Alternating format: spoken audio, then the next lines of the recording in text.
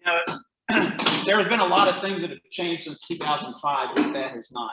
Okay, not even with all the women in the room, that has not changed. Thank you for that greeting.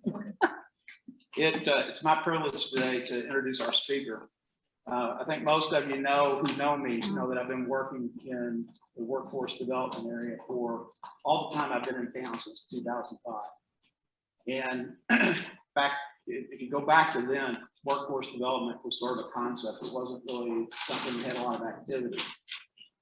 Talking about how things have changed in the last 16 years, I can tell you that today in Barrow County, there's an economic engine, and it's out on Austin Road. And part of that complex out there is being led by our speaker today, Dr. Dale Simpson.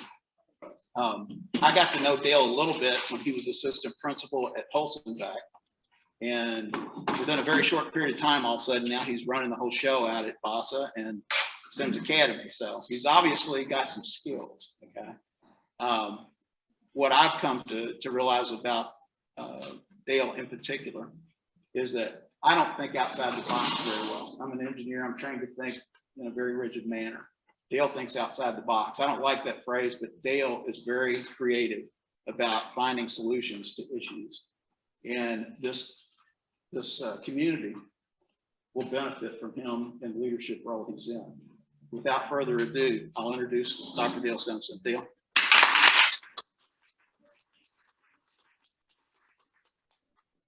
On this side. Yeah. Oh, I can just touch this thing too. Yeah. I knew that. I was trained on that. Hey, so thank y'all for having me today. This was actually a really great exercise because it's been a little bit of a challenging year. And so it was really good to just take some time and focus on all of the great things that have happened on the Innovation Campus this year. And indeed, many great things have happened. So I'm just gonna highlight the great work that our students and our teachers have been doing, and hopefully you can go out and take this information into the community and be our cheerleaders for the creative things that we've got going on at BASA and SIMS. So since Sims is the older of the two, I'm going to start with SIMS. We have started something new, and that is we're working with Lanier Technical College on dual enrollment cohorts. And so in the past, we've had lots of students, taking a course or two in dual enrollment, but now we're actually bringing them all together into a group, and we're putting them through dual enrollment programs. And so we piloted this opportunity with welding and automotive. We have 12 students in welding right now who are finishing up this cohort. And over the summer, they'll actually have 3 welding certifications. And so one student commented to me earlier this week, my dad's been welding for 12 years and I'm going to be more qualified than he is on paper, which is really cool because before they've even graduated from high school, they have this opportunity. I have no doubt that every single one of those students will be offered full-time positions with Kubota. It is the Kubota welding cohort. And so they actually provided $500 worth of materials for every student so that they were able to participate. That has been a big limitation in the past, is that the students have to come up with that $500 to buy the helmet and just all of the equipment that they need. And so removing that off the table, we've seen a large jump. Used to, we had maybe 1 or 2 students in the welding program. And like I said, now we're up to 12, which is really great. We also have 7 students in the automotive program, and they'll be receiving 2 certificates after the cohort is complete. And then also, these students, they all know Greg Worley from Kubota. They've got a relationship with him. He goes into the lab sometimes with them, spends some time with them, talks with them. So he knows them, they know him. And so when they graduate, they're much more likely to get a good job. We also hosted 8 information nights for our families, because you don't know what you don't know. We don't know about all of the career opportunities that are available in the region. And if you ask a student, what do you want to do when you grow up? They're going to say doctor, or they're going to say lawyer, things that they've seen in their life. They may never have seen a welder.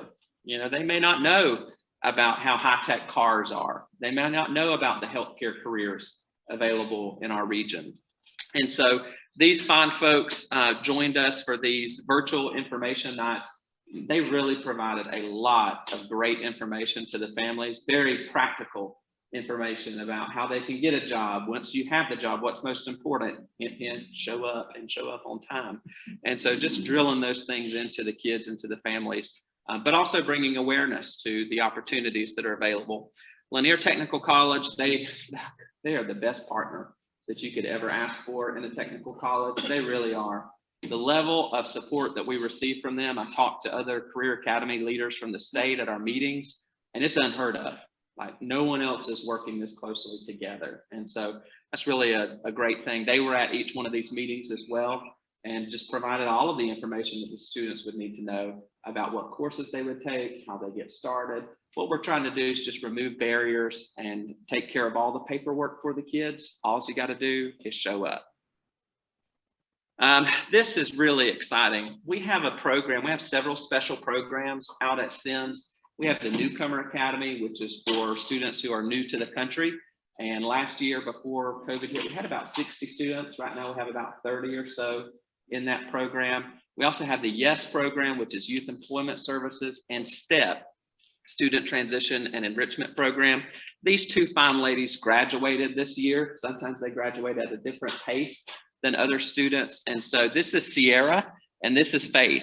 And Faith is working on baking. She really loves to bake, cook, anything like that. And Sierra is working with one of her relatives. And so they graduated and we were super proud of them. They were able to learn some important employability skills, say that 5 times fast, at Walmart and on campus and other community partners. So they go out into the community and get those experiences. We also collaborated with Foothills and WorkSource Georgia, which is the Northeast Georgia Regional Commission, and others on summer boot camps for kids. You know, there's no way that you can reach every single student while they're in high school. There's always some who graduate without a plan. And I hate that, but there's always some of them. And so we have this last effort for our recent graduates to get them some employability skills and get them a job, which benefits them and their family, but also our community. And so last summer we had, yes, I did say last summer, welding and, oops, darn, stealing my thunder. I didn't think the paper would make it change slides. That's new information. This construction is coming up this summer. So we have a 20-day construction boot camp. Those students, as long as they don't fire themselves from the program through a failed drug test or not showing up, they're guaranteed a job in the regional construction industry. They will get, I think, 6 or 7 certificates, including OSHA 10 and all sorts of stuff from SEFCA, which is the Construction Education Foundation of Georgia. It's like a $5,000 scholarship. And so one thing that we're trying to do out at Sims is change the perception, because oftentimes we really celebrate this kid's getting a scholarship to go to UNG or UGA. These kids are getting a $5,000 scholarship, basically, to be involved in this 20-day boot camp program and walk out with lots of credentials, lots of skills, and a good paying job. We're working not for this summer, but the following summer to replicate that same thing for manufacturing, which we know is obviously a need in our community. Todd Faulkner is a great supporter of Sims Academy. We've spent a lot of time with him this summer, and I did want to pitch this to all of you on this new Sims mentoring program. And so he's going to be starting with 5 students next year, and he's going to be walking them through some success skills, mindsets for success, some other things such as that, and just building a relationship with those kids throughout the year. And that'll be with 5 students. Once we get that down pat, we want to invite other folks in to take on an additional 5 students and an additional 5 students, so that those students they've demonstrated they're interested, right? They're applying themselves, they're taking those dual enrollment credits, and they're working toward a successful future. Now plugging them in with people from the community who can help them to get there, and by sharing your experience with them. So Todd is awesome. And again, we have worked a lot with Lanier Technical College to just shift our model. You know, in the past, we've always had kids coming from here, there, and everywhere across the county to take more high school courses, which has been a good thing. But really what we need by the time they're coming to us is we need them to be getting those post-secondary credentials getting those college credits so that they can get a job afterward. As of today, we have over 300 students enrolled in our dual enrollment program. I said 300 students, 300 enrollments. Some are more than one for fall semester alone. And the closest that we've ever gotten to that was about 220. So it's a pretty big jump for just one semester. And I would say, without a shadow of a doubt, we have more dual enrollment students in career programs than we've ever had, a lot more. Because just in welding, we went from 2 to 12, you know, and so it's just a great thing to see them really identifying what they want to do and just going for it. Okay, so now I'm going to shift gears and talk about BASA, which is the Barrow Arts and Sciences Academy. This is our new magnet high school, and I think I can say that we're new through June, and then we won't be new. But it's been a really interesting time to open a new school, but it's really been a great year with these kids. We had an initial goal of recruiting 450 students, and we wound up with 650 last year, which was a great response. This kind of shows you the volume. So we have 8th grade, 9th grade, and 10th grade. Now keep in mind, this doesn't include digital learners, and these pictures were, you know, not everyone was in the photo, I'll just say that. And so we are recruiting for next year. That process is complete, and we have over 900 students who will be at BASA next year, which is great for us because that allows us to continue building out our programs, having more offerings for the kids who are with us. But it also relieves the homeschools of some students who are there, Appalachia and Winder Barrow, by reducing their numbers. So the #1 accomplishment, I think, this year is that in an unexpected twist, our teachers shifted to virtual learning. And they were able to do that with students that they'd never even met before, which was quite an experience, but they did just an amazing job. And so I was talking with a parent not too long ago who she was bringing her child to do some testing on campus, but he was otherwise a digital learner. And she said he still feels like, you know, he's just a BASA student. He still feels like he's been there, he's been a part of everything.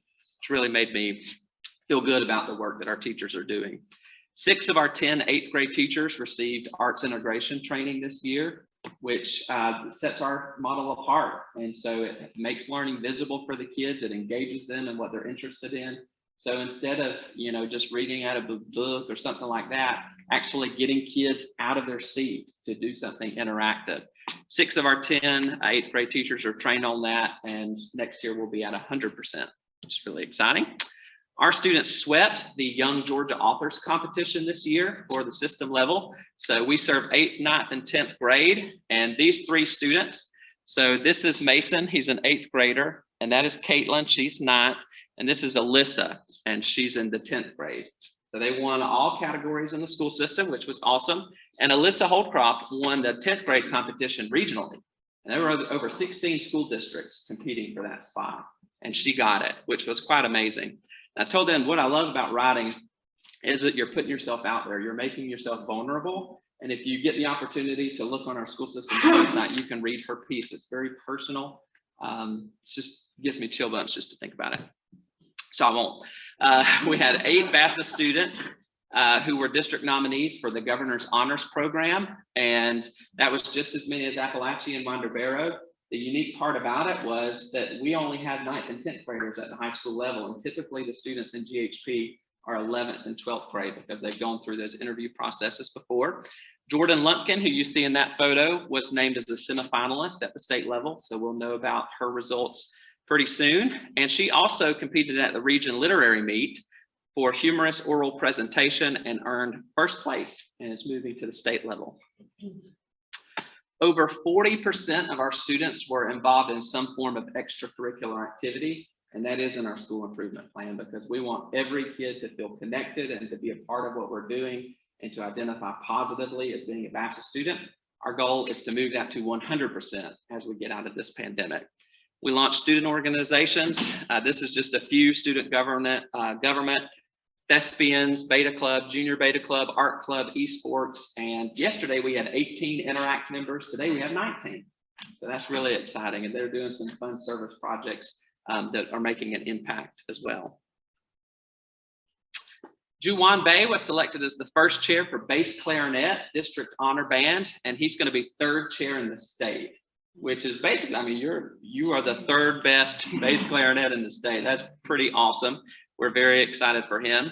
We had a brand new robotics team. None of these students have ever done anything like this before, and they placed 10th at regional competition.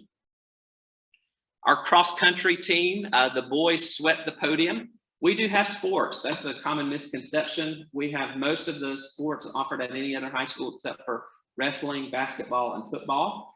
And so again, cross country, they swept the boys podium at regional competition, all 3 spots, and they got 2 out of 3 for the girls. Volleyball had some impressive wins against Franklin County, Appalachia, Wanderbarrow, and Monsieur Donovan. This year's all JV. Softball won its first and only game against Central Gwinnett High School. So we have some work to do with that program, but we're getting there. Dance team, you can't hardly see them because this thing won't go away, but they're up there. They actually, people were talking about them around the state because they were brand new to the program. Again, never done anything like that. And they placed first at 2 different invitationals. We had some swimmers have some success. And then our boys and girls soccer programs won against Jasper, Hart County, and Strong Rock Christian. And you said they're all competing in JV. They're all JV. Next year we'll have varsity baseball, soccer, and cross country. We'll be moving up. Do you have competition cheerleading? We do. Yep, we do have competitive cheerleading. So You need a coach. We know somebody. hey, that might be a good thought. Talk to you later.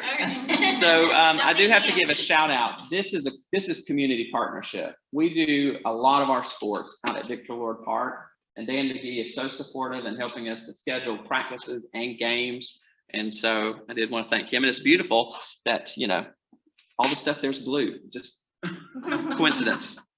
The baseball program, they're going to win a state championship. I have no doubt within 2 years they will probably at the varsity level. We have a great baseball team, and they've beat East Jackson, and I used to be a Jackson County Panther, and that felt real good. Yeah. What region are y'all considered the same region as Winder, Appalachia? So we are single A, and so we play a Okay. different group of schools. We play the smaller schools like Social Circle and Commerce. Okay. Yeah. So we travel quite a bit to all of those different places. And then Ansley Fields, we have the district's only gymnastics program. And so she participated in advanced all the way to the state competition. Here's our baseball team down there, and there's Ansley. Ms. Stevens, thank you for your support with this as well, but we received a very generous offer from Carol and Jean McRevan for a $10,000 scholarship fund to support 2 $5,000 scholarships per year. And so we are really excited on May 12th to announce who the 2 inaugural winners of that award are. And Ms. Stevens has said she's never going to serve on another scholarship committee because it's hard to choose. So with not having any seniors, this would be someone. Sophomores. Okay. Yeah, we're doing sophomores, and then they'll carry I that. guess that's something as Rotary need to consider in 2 years, y'all are gonna have a senior class too, so our scholarships will have to expand to 3 high schools. Oh, I was borderline freaking out until I remember. Oh, Yeah. So we'll have to look at that. That's great. Yep, absolutely. We also had the Cultural Connection series this year. So we had Irish music and dance, Sunset Stanzas, and the Johns Creek Symphony Orchestra out. And we have some amazing sponsors that we're very thankful for their generous support. This was, yeah, exactly. Got to move it again. This was great because this allowed the kids to have exposure to some art, forms of art that they hadn't before. And so particularly at this one, Marquise Williams from Sunset Stanzas came out during the day and worked with these students all day to craft their own story, and they were the pre-show. It was really a great thing to see because this group of students in particular, they had some deep things that they had to say, and thinking about them not having the opportunity to voice those things and get them out there is really troubling. So it was great that they were able to embrace poetry, spoken poetry, in order to just reflect on kind of where they are in life. It's really cool to see. And so this is Aw Shirley Irish Music and Dance. This is, sorry, keeping you busy over there. That's Marquise, who was the poet and musician. And then that's the Johns Creek Symphony Orchestra. So we're going to be building and continuing this next year. And so once we're out of the COVID, I think we'll get even more folks from the community to come out and support this. It does support the BASA Fine Arts programs as well, serves as a fundraiser for them. And it's only $10. Yes, $10. I mean, you really can't beat that. You can't beat that. Yeah. Yeah, it was great. And it's at the amphitheater, which is great to be able to use that great venue. We do a lot of innovative things out at BASA, and so that does require some funding. And so this year we earned over $16,000 just in grants that we applied for in order to make the programs work out there. And you notice that's a blank. I was waiting for that figure, but I did get it by text message earlier. It was $1,262 from Jackson EMC.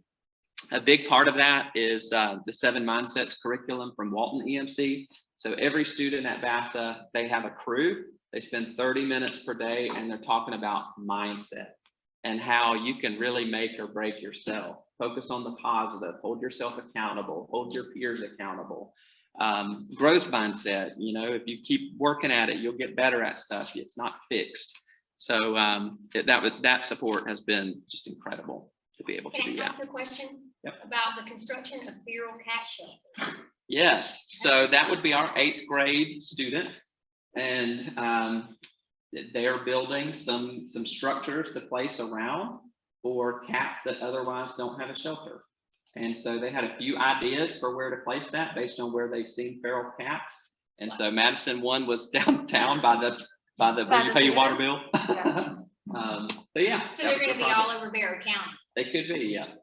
About how many does 500 build? I think it was only like maybe 8 or 9, if I'm not mistaken. Yeah, so it's not a whole lot.